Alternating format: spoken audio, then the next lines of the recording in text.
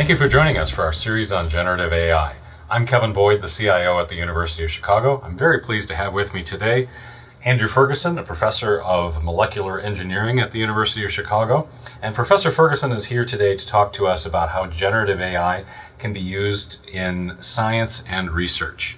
So, Andy, tell me a little bit about how generative AI is already contributing to scientific research and discovery across different fields.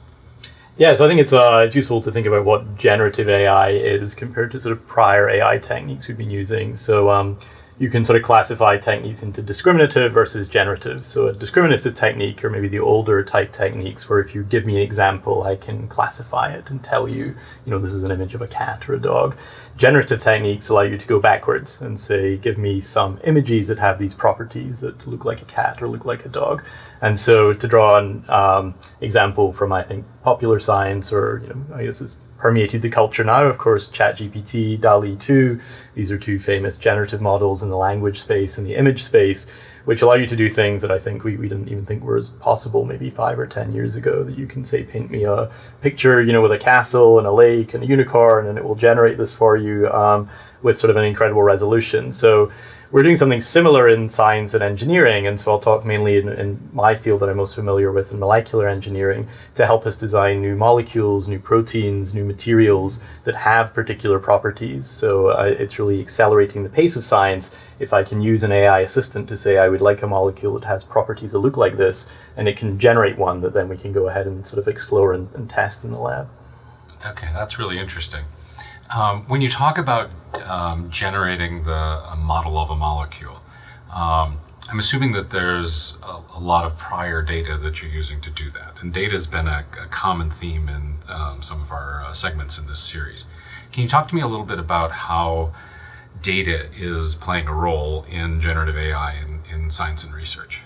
Yeah, data is absolutely the fuel that you need to train these models. And so having access to large data sets where the models can sort of learn over and produce these sort of trained models that can then be used for generating these new molecules is sort of really vital. And so what we've learned from sort of Silicon Valley, from largely language and image processing, is having access to very large so-called unsupervised data sets has been very important. And so unsupervised you can think of as meaning that you don't necessarily have a label associated with it. And so one of the reasons that Google was really excited to host your photos for free is that it provides a great unsupervised data set. And so now image sort of models can be trained over those images. So getting supervised data is more expensive. So now you have to sort of annotate the images. A human typically in the past, although that's changing now, we'd have to say this is a picture of a surfboard or a banana or a cat. And that was the way that older form models tended to like to work, connect sort of inputs to outputs, see an image and learn that it is a surfboard, for example.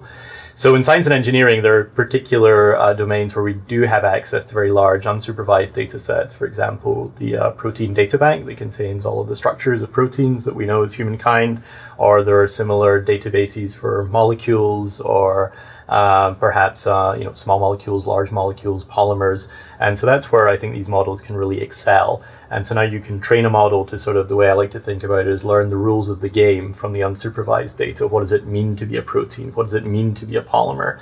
And then perhaps with a little bit of more supervision down the line, you can then encourage it to say, I want a high temperature polymer, or I want a protein that does this particular function. So it's really blending those two aspects, I think, has really led us to some of the biggest successes that we've seen in recent years. Okay, that's really interesting. So you mentioned Google Photos. So Google is using all the hundreds of photos I take of my dog to train the model to understand what dogs look like. And it sounds like you're doing some similar things in the field of molecular engineering, taking lots of data about what molecules and at a very small level can predict other things. Would that be like a good way to say it? Yeah, that's right. It's sort of learning what are sort of the latent rules that underpin this class of objects, in our case, molecules or proteins, and then inverting that and sort of exploiting the rules to design new things. So there's a very large number of ways you can make a molecule or make a protein, but it's not infinite. And if you're particularly interested in a particular class of molecule or protein, that really restricts how you want to design that. For example, protein that catalyzes a particular reaction in your body, maybe breaking down your food, your sugars, and amylase, for example, has got to be constructed in a certain way that it can actually engage with the sugars and break them down. And so if you would like to design an amylase with a higher activity, or maybe it has a higher temperature at which it can survive because you want to use it in some industrial process, then the model has perhaps learned enough of the rules of the game that it can give you a good estimate for what that should look like and really help focus your inquiry. So I frequently like to say that humans are really good pattern recognition machines in sort of low dimensions. You know, our visual system has evolved for 3 dimensions, 2 dimensions, but in high dimensions, we don't do so great. And this is where machines can really learn these latent rules that live in these very complicated high dimensional spaces that's very hard for us to sort of parse just by looking at the data ourselves. So continuing on that, your field obviously is molecular engineering. What are some things that you see generative AI enabling or making possible that might not have been possible otherwise? So I think it's really massively accelerated some of the aspects of the way that we do science. So to give an example, some of the work I'm involved in is so-called directed evolution. So this is Nobel Prize winning work. Francis Arnold from Caltech was one of the pioneers. And the idea is quite simple, that you have a protein that nature has designed, it's evolved by natural selection, that maybe does a job, and you would like to then change the properties somewhat. So, you know, maybe you have a protease that digests proteins, and you would like to use that in your biological process, in your bioreactor, to operate at high temperatures and pressures. So nature doesn't typically care to operate at high temperatures and pressures, so maybe there's not a protease that exists in the natural world that does that. But the idea is maybe by starting with what nature has designed, you can make small modifications and improve it. So the idea is that directed evolution makes some random mutations to that protein. You make so-called daughter proteins, and then you then test them and figure out which mutations were good and which mutations were bad. And then you can sort of recycle around this loop. So what some of these AI generative models have enabled us to do is sort of learn where one should actually put the mutations. And so now, instead of searching blindly and locally, you can actually make big changes and make the right changes. So the way I like to think about it is you get many more shots on goal. And so you're sort of pushing in the right direction. And this is massively accelerating this process. And so now it's called machine learning guided directed evolution. And it allows you to sort of engineer proteins at a speed and a pace that was unthinkable, perhaps just even 5 or 10 years ago. And the really interesting thing that I like is that the models that we're using to do this are so-called protein language models. And so instead of being trained over human language, so, you know, all of Wikipedia, you train these language models over the language of proteins, and they figure out the language of the amino acid sequence you need to lay down to give a protein a certain function. So in the same way, it's a little bit like, I'm simplifying here, it's like ChatGPT for proteins in a sense. Oh, so that's fascinating. So normally when we talk about large language models, we have to train the model on the language, whether that's English or Spanish or Latin or whatever. So effectively, you're doing the same thing with the language of proteins. That's right. And so it's learning sort of the language of life. And so what does it mean to be a protein, or equivalently, you could do it for DNA. And so it turns out it's very expensive to train these models. And so we're very fortunate that some big players with access to high performance compute, you know, Microsoft, Meta, Google, are actually training these models. And in some cases, it can cost literally tens, hundreds, millions of dollars, maybe more, to train these things, but then making them open source that scientists like me, who would never be able to sort of train them myself, can then use them in all sorts of processes to help design new proteins, new biologics, new therapies. That's really interesting. So let's keep going on some of the pattern recognition or pattern matching. Are there other ways that has implications for research, maybe more broadly than just molecular engineering?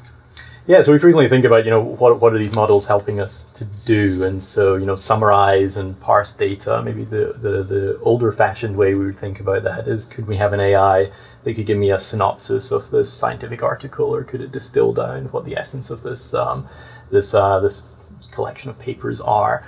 And that's certainly part of it, but I think it's sort of learning these high dimensional and sort of what we frequently call sort of many body correlations, the idea there's many parts moving together, interacting with one another, that we as humans find difficult to understand. If the models can pull out those patterns, then we can use them to do very useful things. So a couple of other examples are, there's something called retrosynthetic planning. And so it's a fancy way of saying, I would like to make this particular molecule. Can you tell me how I should put together the building blocks and the chemical reactions to actually make it?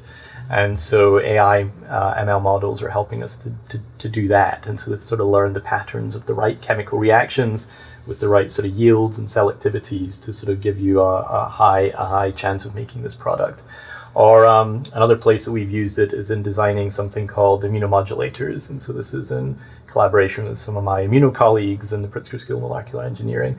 And the idea is, can we improve vaccination outcomes by modulating the immune systems? This is why it's an immunomodulator.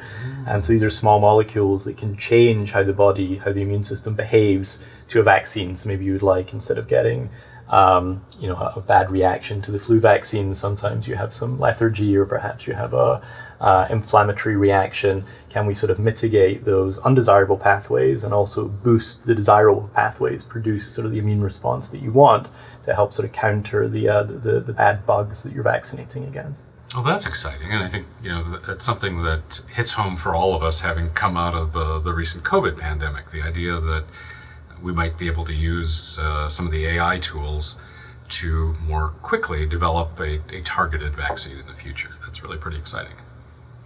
Okay, let's keep going on the sort of the predictive. Are there other ways that you think predictive modeling is going to be really helpful for research?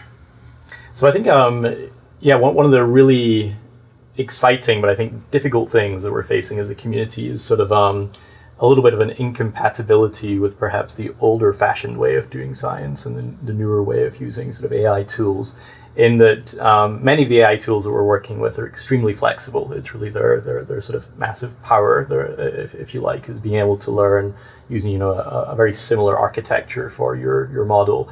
You can learn over photos or language or all sorts of things. That you have to tweak them, of course, a little bit, but they're very flexible in that regard. And so that somehow stands contradictory to maybe the ways that we're more used to thinking about doing science, that we have very hard constraints, by which I mean things like energy has to be conserved, or thinking back to your high school physics classes, angular momentum, all these sort of very strong physical laws.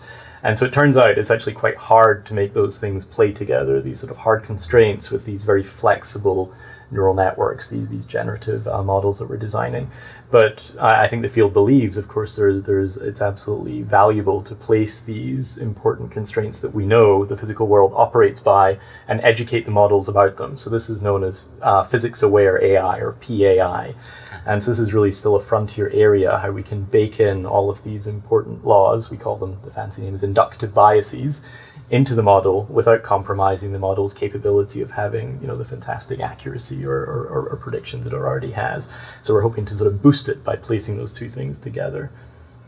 Okay, so that's interesting. And as we think about how we can improve the models and train them to make them better, I want to ask you about, what do you see as some of the challenges with AI in research? Like we've been so far speaking about some of the very positive aspects, but I assume that there are elements of AI in science and research that might not be so positive.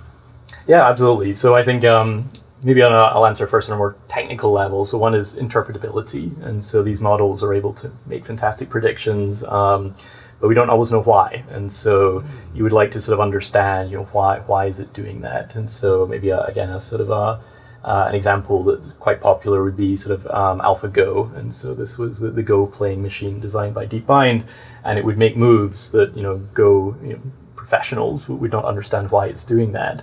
And so by picking that apart, perhaps you can learn what the machine has learned. And so there's a famous sort of Eugene Wigner quote that it's nice that the computer knows, but I would also like to know. And it's not always easy to do that. And so sometimes the highest performing models are in some cases the most inscrutable. It's very difficult to understand. And sacrificing to lower performance models gives you more interpretability, but then you sacrifice the performance. And so where do you land on that? And can we have our cake and eat it? So can we do both things? So interpretability, or explainable AI, XAI is the name that goes by, is something a lot of people are very, very interested in. And part of that is also making sure you're getting the right answer for the right reasons. And so how can you trust what the AI is predicting if it can't give a justification for that? So in some cases, maybe this doesn't matter very much in the lab, that you ask it to design 1,000 molecules, you test them all, some are not good, some are, that's okay. But in other cases, maybe it's more important. And so if you're actually making medical decisions or healthcare decisions, you really want to be very careful that the machine is making a prediction and it can back it up, and you have some justification that it's not somehow extrapolating beyond its training data, or it's hallucinating a result that you cannot trust and does not turn out to be correct. So I see that as a big challenge.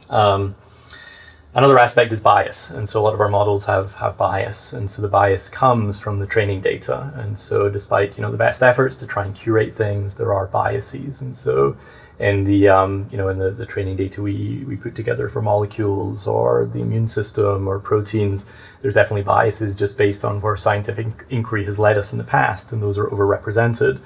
And so that can also lead to issues. And so perhaps one wants to think about how one can remove bias or understand the bias, and then be careful about sort of how to treat that. Okay, that is certainly something to think about. Now, to wrap things up, I'm going to ask you to peer into the crystal ball a little bit. Talk a little bit about the future of generative AI in scientific research. What do you think the next 5 years are going to look like with AI in research? Yeah, so one thing I've learned, it's very dangerous to make predictions. The field moves incredibly fast, and so there's literally new papers every day, and so it's very hard to keep up with where things are going, much less sort of predict what new exciting directions it will go in.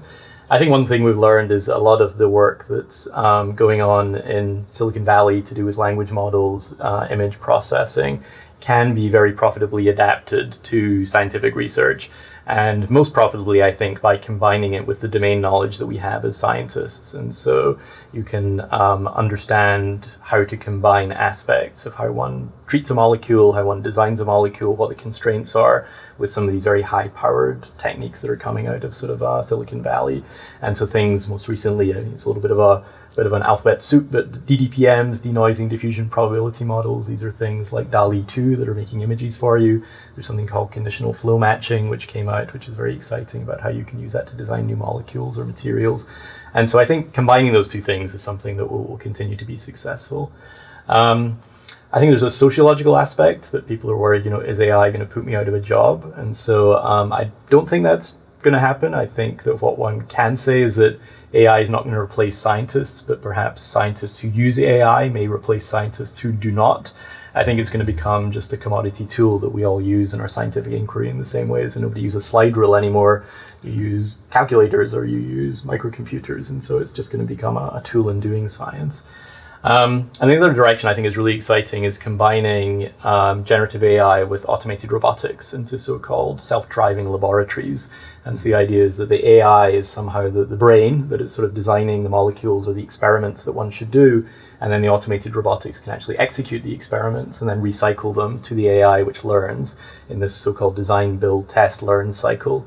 So does this alleviate a lot of sort of the busy work that one might do as a laboratory scientist, that you can actually, instead of doing the experiments one after the other yourself, you can instruct the self-driving lab to pursue this task and then go home for the weekend and come back and it has the answer. So this is very exciting, but of course also now we're reducing to practice in the physical real world what the AI is designing, and so we have to be very careful that if it now has access to reagents, to chemicals, to molecules, it's not making something that could potentially be dangerous. And so putting the correct safeguards once you're taking it from the electronic world to the physical world is something we need to be very careful about. So that's really interesting. We talk about AI a lot of times acting like an assistant, particularly with language and in drafting things, but the idea that it can be doing the same thing in the lab is that's an interesting concept. That's yeah, really I think it's exciting. It's it's how one does that safely and correctly is something that the field is working on.